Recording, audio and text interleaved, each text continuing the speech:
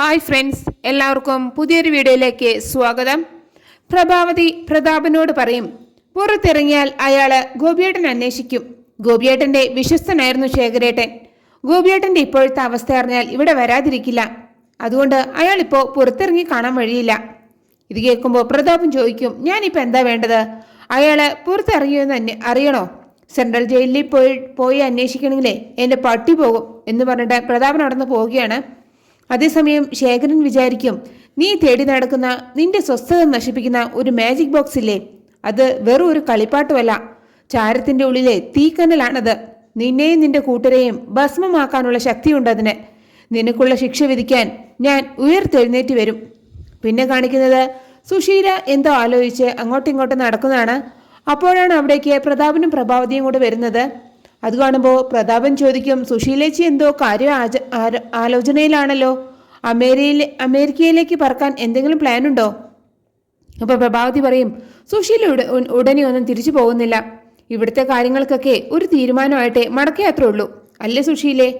അപ്പോൾ സുശീല പറയും, അതെ പ്രഭേജി, എല്ലാ കാര്യങ്ങൾക്കും ഒരു വ്യക്തത വരുത്തിയിട്ടേ തീരുമാനത്തിലെത്താൻ പറ്റൂ. ഇത് കേൾക്കുമ്പോൾ പ്രഭാവതി ചോദിക്കും, ഏത് കാര്യത്തിലാണ് സുശീലയ്ക്ക് വ്യക്തതയില്ലാത്തത്?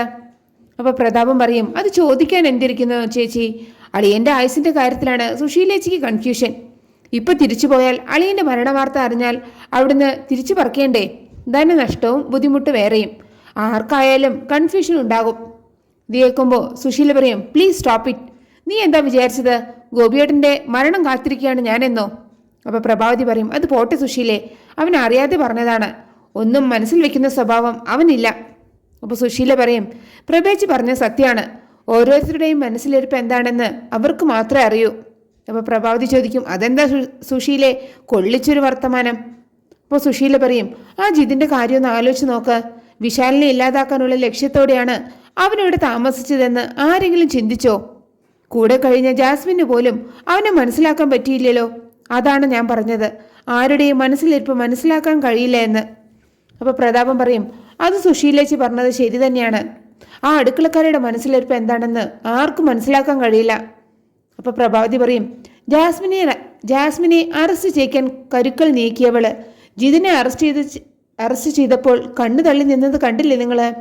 ജാസ്മിൻ അവളോട് മാപ്പ് പറഞ്ഞപ്പോഴേ അവൾ നിന്ന് ഉരുകി. അപ്പോൾ സുശീല പറയും, ഉരുകി ഒലിച്ച് മണ്ണോട് ചേരണം അവള്. ആ സാധു ജാസ്മിനെ സംശയത്തിന് മുൾമുനിയിൽ നിർത്തി അവൾക്ക് തക്കതായ തിരിച്ചടി കൊടുക്കണം. അപ്പോൾ പ്രതാപൻ പറയും, അതിന് ആദ്യം അവളുടെ മനസ്സിൽ എന്താണെന്ന് അറിയണം. എന്തുകൊണ്ട് അവൾ ജാസ്മിനെതിരെ തിരിയുന്നു, അവളുടെ അടുത്ത നീക്കം എന്താണ്, എല്ലാം നമുക്കും അറിയണം. അപ്പോൾ പ്രഭാവതി പറയും, അത് സുശീല വിചാരിച്ചാൽ നടക്കും. ജിതിൻ്റെ അറസ്റ്റോടുകൂടെ സുശീല ജാസ്മിനെതിരെയാണെന്ന് അവൾക്ക് തോന്നണം. അല്പം സ്നേഹത്തോടെ അവളെ സമീപിച്ചാൽ മണി പോലെ അവളെല്ലാം പറയും. അപ്പോൾ പ്രതാപം ചോദിക്കും, ചേച്ചിക്ക് എന്താ ഭ്രാന്തുണ്ടോ? പഠിച്ച കള്ളിയാണ് അവള്. അപ്പോൾ സുശീല പറയും, എന്തായാലും പ്രഭേച്ചി പറഞ്ഞതുപോലെ സ്നേഹത്തോടെ ഒന്ന് അവൾ സമീപിച്ച് നോക്കാം, എന്തെങ്കിലും കിട്ടുമോ എന്ന് നോക്കാം എന്ന് പറഞ്ഞിട്ട് സുശീല അവിടെ നിന്ന് പോവുകയാണ്. ഇത് കാണുമ്പോൾ അത് കഴിഞ്ഞിട്ട് പ്രഭാവതി പ്രതാപനോട് ചോദിക്കും, ഇതിൽ നിന്ന് നിനക്ക് എന്താ പ്രതാപം മനസ്സിലായത്? അപ്പോൾ പ്രതാപം പറയും, സുശീലേച്ചി ഒരു പാവയാണെന്ന്. നമ്മൾ കീ കൊടുത്താൽ ചലിക്കുന്നൊരു പാവ. അപ്പോൾ പ്രഭാവതി പറയും, അതല്ലട വേണ്ട, ജാസ്മിനെയോ നമ്മളെയോ സുശീലയ്ക്ക് ഒരു സംശയമില്ല. ഇപ്പോഴും അവൾ നമ്മുടെ പക്ഷത്ത് തന്നെയാണ്. അതേസമയം സുശീല പാർവതിയെ കാണാൻ പോവുകയാണ്. എന്നിട്ട് പറയും, എൻ്റെ ചില സംശയങ്ങൾ നീ തീർത്തു തരണം. അപ്പോൾ പാർവതി പറയും, അതിനുള്ള അറിവും ബോധമൊന്നും എനിക്കില്ല അപ്പച്ചി, ഞാൻ വെറൊരു നാട്ടിൻപുറത്തുകാരിയല്ലേ. അപ്പോൾ സുശീല പറയും, വിശാലിൻ്റെ ഭാര്യയായിട്ട് നീ ഈ വീട്ടിൽ വന്നതിന് ശേഷം ഈ വീട്ടിലെ ചില കാര്യങ്ങളെക്കുറിച്ചാണ് എനിക്കറിയേണ്ടത്, അല്ലാണ്ട് വേറൊരു കാര്യം എനിക്ക് നിന്നിൽ നിന്ന് പഠിക്കാനില്ല. അപ്പോൾ പാർവതി പറയും, അപ്പച്ചി ചോദിച്ചോ, എനിക്കറിയാവുന്നതാണെങ്കിൽ ഞാൻ പറയാം. അപ്പോൾ സുശീല പറയും, നിന്നെ വിശാലിൻ്റെ ഭാര്യയായി അംഗീകരിക്കാൻ എനിക്ക് ആദ്യം ബുദ്ധിമുട്ടായിരുന്നു. പക്ഷേ ചില മുൻവിധികൾ മാറ്റി എഴുതപ്പെട്ടപ്പോൾ സംശയങ്ങളുടെ എണ്ണം കൂടി. ആദ്യത്തെ സംശയം, വിശാലിൻ്റെ ഭാര്യയായി ഇരുന്നിട്ടും വിശാലിനെ നീ വേറൊരു വിവാഹം കഴിക്കാൻ നിർബന്ധിച്ചത് എന്തിനാണ്? എനിക്ക് മാത്രമല്ല, ഗോപിയേട്ടനും അമ്മയ്ക്കും എന്തിന് വിശാലിന് പോലും അതിന് ഉത്തരം അറിയണമെന്നുണ്ട്. അപ്പോൾ പാർവതി പറയും, നമ്മൾ അമ്പലത്തിൽ പോയി പ്രാർത്ഥിച്ച് തിരിച്ചു വരുമ്പോൾ നമ്മൾ എന്താണ് പ്രാർത്ഥിച്ചതെന്ന് ഒരാൾ ചോദിച്ചാൽ നമ്മൾ സത്യം പറയുമോ അപ്പച്ചി? എല്ലാവർക്കും നന്മ വരണമെന്നാണ് പ്രാർത്ഥിച്ചതെന്ന് ഒറ്റ ഉത്തരത്തിൽ പറയും. അതുപോലെ ഒരു ഉത്തരമേ അപ്പച്ചിയുടെ ചോദ്യത്തിന് എനിക്ക് തരാൻ കഴിയൂ. വിശാൽ സാറിൻ്റെ നന്മ, അത്രയും ഞാൻ ഉദ്ദേശിച്ചുള്ളൂ. ഞാൻ എന്ന ദോഷത്തിൽ നിന്ന് ഒരു മോചനം. അപ്പോൾ സുശീല പറയും, ശരി, അങ്ങനെയെങ്കിൽ ജാസ്മിനെ വിശാൽ വിവാഹം ചെയ്യരുതെന്ന് നീ പറയുന്നത് എന്തിനാണ്? അപ്പോൾ പാർവതി പറയും, ജാസ്മിൻ നല്ല ഉദ്ദേശത്തോടെയല്ല ഈ വിവാഹത്തിന് ഒരുങ്ങിയതെന്ന് എനിക്ക് തോന്നി. അവൾക്ക് ആവശ്യം സാറിനെയല്ല, സാറിൻ്റെ സമ്പത്ത് മാത്രമാണ്. അപ്പോൾ സുശീല ചോദിക്കും, പ്രഭേച്ചി അങ്ങനെ ഒരു പെൺകുട്ടിയെ വിശാലിൻ്റെ തലയിൽ കെട്ടിവെക്കാൻ ശ്രമിക്കുമോ? അവൻ്റെ വളർത്തമ്മയല്ലേ പ്രഭേച്ചി?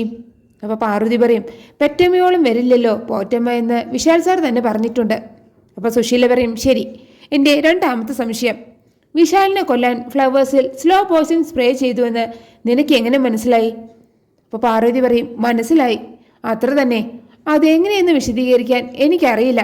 പക്ഷേ എൻ്റെ സംശയം ശരിയായിരുന്നുവെന്ന് ഇപ്പോൾ അപ്പച്ചിക്ക് മനസ്സിലായില്ലേ?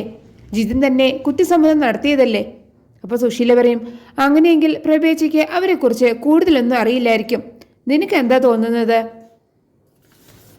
അപ്പോൾ പാർവതി പറയും, ഞാൻ എന്ത് പറയാനാ അപ്പച്ചി? ഞാൻ ഇവിടെ വന്നതിന് ശേഷം മാത്രമേ എനിക്ക് അമ്മയെക്കുറിച്ച് അറിയൂ. പക്ഷേ അതിനു മുമ്പ് തന്നെ അപ്പച്ചിക്ക് അമ്മയെ അറിയാലോ. എനിക്ക് അടുക്കളയിൽ കുറച്ച് ജോലിയുണ്ട്, ഞാൻ പോട്ടെ എന്ന് പറഞ്ഞിട്ട് പാർവതി അകത്തേക്ക് പോവുകയാണ് കേട്ടോ. പിന്നെ കാണിക്കുന്നത് രാത്രി പാർവതി വിശാലിനെ കാണാൻ വരികയാണ്. എന്നിട്ട് പറയും, സാറിനെ കൊല്ലാൻ നോക്കിയ ജിതിനെ പോലീസ് അറസ്റ്റ് ചെയ്തതിന് ശേഷം ചിലർക്ക് മനമാറ്റം ഉണ്ടായോ എന്ന് എനിക്കൊരു സംശയം. ഇത് കേൾക്കുമ്പോൾ വിശാല് ചോദിക്കും, ആർക്കാണ്? അമ്മയ്ക്കോ അതോ പ്രതാപൻ അങ്കിൾക്കോ? അപ്പോൾ പാർവതി പറയും, അപ്പച്ചിക്ക് ഒരു മനമാറ്റം ഉണ്ടായോ എന്നാണ് എൻ്റെ സംശയം. അപ്പോൾ വിശാല് പറയും, നെവർ, ഒരിക്കലും അത് സംഭവിക്കില്ല. അപ്പോൾ പാർവതി പറയും, സത്യമാണ് ഞാൻ പറഞ്ഞത്. എന്നിട്ട് അപ്പച്ചി വന്ന് സംസാരിച്ചതെല്ലാം വിശാലിനോട് പാർവതി പറയാണ്. ഇത് കേൾക്കുമ്പോൾ വിശാല് ചോദിക്കും, അതൊക്കെ നീ വിശ്വസിച്ചോ? ആൻറ്റി അങ്ങനെയൊക്കെ ചെയ്തുവെങ്കിൽ അതിൻ്റെ പിന്നിൽ എന്തെങ്കിലും ഒരു ലക്ഷ്യം ഉണ്ടാകും. നീയൊന്ന് സൂക്ഷിക്കുന്നതാണ് നല്ലത്. പിന്നെ കാണിക്കുന്നത് അച്ചമ്മ ഗാർഗിയോട് പറയും, പാർവതി വരുന്നതിന് മുമ്പ് നീയാണ് ഇവിടെ മരുമകളായി വന്നത്. ഞാനും ഗോപിയൊക്കെ ഇനി എത്ര നാളുണ്ടാകുമെന്ന് ആർക്കറിയാം. പേരക്കുട്ടികളെ താലോലിക്കണമെന്ന് ഞങ്ങൾക്ക് ആഗ്രഹമുണ്ട്. വിശാലിൻ്റെ സ്ഥാനത്ത് തന്നെയാണ് ഞങ്ങൾ വിനയെയും കാണുന്നത്. അതിന് ഇനിയും എന്താ മോളെ വൈകുന്നത്? അപ്പോൾ ഗാർഗി പറയും, ഒരു താലി കഴുത്തിൽ കയറിയാൽ അവൾ ഭാര്യയാകും. സ്നേഹത്തോടെയും സന്തോഷത്തോടെയും ജീവിച്ചു തുടങ്ങുമ്പോഴല്ലേ അച്ചമ്മേ അവൾ അമ്മയും കുടുംബിനിയും ഒക്കെ ആവുന്നത്. എനിക്ക് അങ്ങനെ ഒരു ജീവിതം വിധിച്ചിട്ടില്ല. അപ്പോഴാണ് അവിടേക്ക് പ്രഭാവതി കയറി വരുന്നത്. അവർ സംസാരിച്ചു നിൽക്കുന്നത് കാണുമ്പോൾ പ്രഭാവതി ചോദിക്കും, എന്താ രണ്ടുപേരും കൂടി ഒരു ചർച്ച? എന്നെ എങ്ങനെ പുകച്ച് പുറത്ത് ചാടിക്കാം എന്നായിരിക്കും ആലോചിക്കുന്നത് അല്ലേ? അപ്പോൾ അച്ചമ്മ പറയും, ആവശ്യമില്ലാതെ ഒന്നും ആലോചിച്ച് കൂട്ടരുത് പ്രഭാവതി. നിന്റെ മകൻ വിനയ് ഒരു അച്ഛനാവാത്തതിനെ കുറിച്ചാണ് ഞങ്ങൾ സംസാരിച്ചത്. അപ്പോൾ പ്രഭാവതി ചോദിക്കും, എന്നിട്ട് എന്തായി? കാരണം കണ്ടുപിടിച്ചോ? കുറ്റം നിന്റെയോ അതോ എൻ്റെ മോൻ്റെയോ? കുറ്റം എൻ്റെ മകൻ്റെ തന്നെ ആയിരിക്കും, കാരണം അവൻ എൻ്റെ മാത്രം മോനാണല്ലോ. അപ്പോൾ അച്ചമ്മ പറയും, നീ വെറുതെ എഴുതപ്പുറം വായിക്കരുത് പ്രഭാവതി. ഈ വീട്ടിലൊരു കുഞ്ഞിക്കാൽ ഓടി നടക്കുന്നത് കാണാൻ ഞങ്ങൾക്ക് ആഗ്രഹമുണ്ട്. അപ്പോൾ പ്രഭാവതി പറയും, ആ ആഗ്രഹ സാഫല്യത്തിന് വേണ്ടിയല്ലേ വിശാലിനെ കൊണ്ട് ഞാൻ ജാസ്മിനെ വിവാഹം കഴിപ്പിക്കുന്നത്. അത് പോരായെങ്കിൽ വിപിനെയും ഞാൻ കെട്ടിക്കും. അപ്പോൾ അച്ചമ്മ പറയും, അത്ര വലിയ ത്യാഗമൊന്നും നീ ചെയ്യണ്ട. ആദ്യം നീ സ്വയം നന്നാവ്, എന്നിട്ട് മറ്റുള്ളവരെ നന്നാക്കാൻ ശ്രമിക്കേ. നീയും ഒരു അമ്മയല്ലേ. ഏതൊരു പെൺകുട്ടിയും ആഗ്രഹിക്കുന്നത് കല്യാണത്തിന് ശേഷം ഒരു അമ്മയാവുക എന്നതാണ്. ആ ആഗ്രഹത്തെയാണ് നീ നശിപ്പിച്ചത്. ഇത് കേൾക്കുമ്പോൾ പ്രഭാവതി പറയും, ഞാൻ എന്തു ചെയ്തു എന്നാണ് അമ്മ പറയുന്നത്? ഇവൾ പ്രസവിക്കാത്തത് എൻ്റെ കുറ്റം കൊണ്ടാണോ? അമ്മയാവാനുള്ള യോഗം അവൾക്കുണ്ടാകില്ല. ഇത് കേട്ട് കരഞ്ഞുകൊണ്ട് നിൽക്കുന്ന ഗാർഗിയെ കാണിച്ചുകൊണ്ടാണ് ആ എപ്പിസോഡ് അവസാനിക്കുന്നത്. നിങ്ങൾക്ക് എൻ്റെ റിവ്യൂ ഇഷ്ടമായാൽ മറക്കാതെ എല്ലാവരും ലൈക്കും സബ്സ്ക്രൈബും തന്ന് എന്നെ ഒന്ന് സപ്പോർട്ട് ചെയ്യണേ പ്ലീസ്.